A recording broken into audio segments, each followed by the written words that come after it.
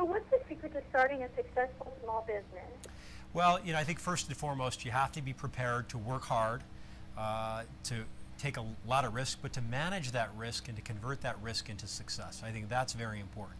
And if you decide to go forward and start that business, there are 3 tips that I think every business owner needs to embrace. One is you got to go mobile. In this day and age, I always say you got to fish where the fish are. And everyone today is on their smartphone, they're on their tablets. As a business owner, you've got to be there.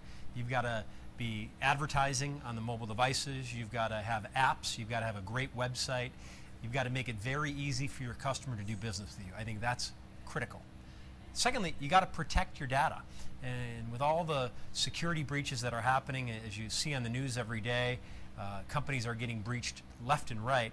It's important that small businesses take the proper precautions to protect their data. And today it's more affordable than ever to back up all your data online.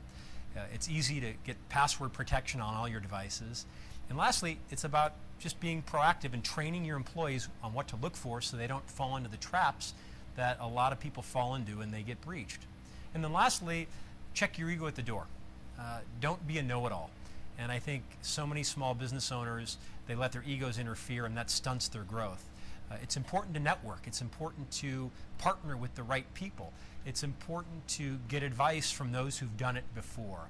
And one thing that I've done with AT&T is they've created a website, att.com/bizcircle, and it's a forum designed specifically for small business owners to get advice, to network, to learn, to see what's out there that's new and that's fresh, and I think it's a great resource. And what are some of the most common mistakes entrepreneurs make when they start a new business? Well, I think first and foremost is they try to do everything on their own. And I always say, if you want to be a successful small business, you've got to be the conductor of an orchestra. And when you think about the conductor of an orchestra, the conductor has all these experts, musicians in his or her pit, and they play their instruments to absolute perfection. The conductor himself or herself is not an expert at playing each and every one of those instruments, but he gets them all to play in harmony with one another. And that's what it's about as a small business owner.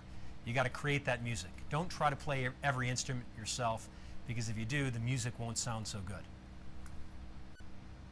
And can you tell us about National Mom and Pop Business Owners Day? Well, that's what we're doing here. We're in a mom and pop business in Chicago. It's called a Baker's Tale.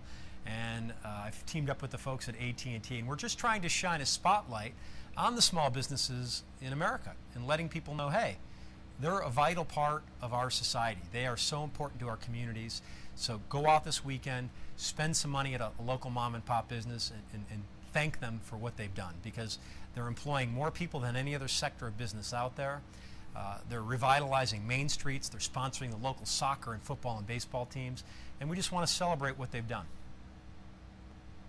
And what does every business need to remain on top and competitive? Well, they need to be agile, and that's part of my success, is that, you know what, I'm not going to stay in my comfort zone. I'm going to realize that the world is changing around me, and I need to embrace that change. I need to adapt and react and see what's happening if I want to stay relevant and stay competitive. I think where you really fall into trouble is when you get complacent and you said, I've been doing this for the last 10 years and it's worked, I'm going to keep doing what I've been doing. Instead of saying, well, wait a minute, maybe there's a better idea. Maybe there's a new app that I could use. Maybe there's a new way to advertise online to reach my customers and drive them to my business from anywhere in the country. That's how you stay successful. And how can those of us who are business owners stay productive when we're on the go? Well, here's a great example, a Baker's Tale. She can run this business from anywhere in the world. With all the apps that are out there today, you can monitor your cameras in the store. You can monitor the cash register. You can turn the heat on, the lights on. You can do just about anything from your mobile device. And it's more affordable today than it's ever been, and it's more accessible today than it's ever been. And speaking of tech apps, are there any apps that you rely on, when working on your business? Oh my goodness. Well, there are so many apps that you can have. You can manage your fleet from anywhere in the world. So if you're a business that has trucks or cars, it's a great way to manage the fleet, cut down on unnecessary mileage.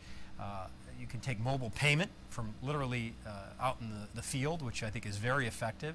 It helps improve cash flow.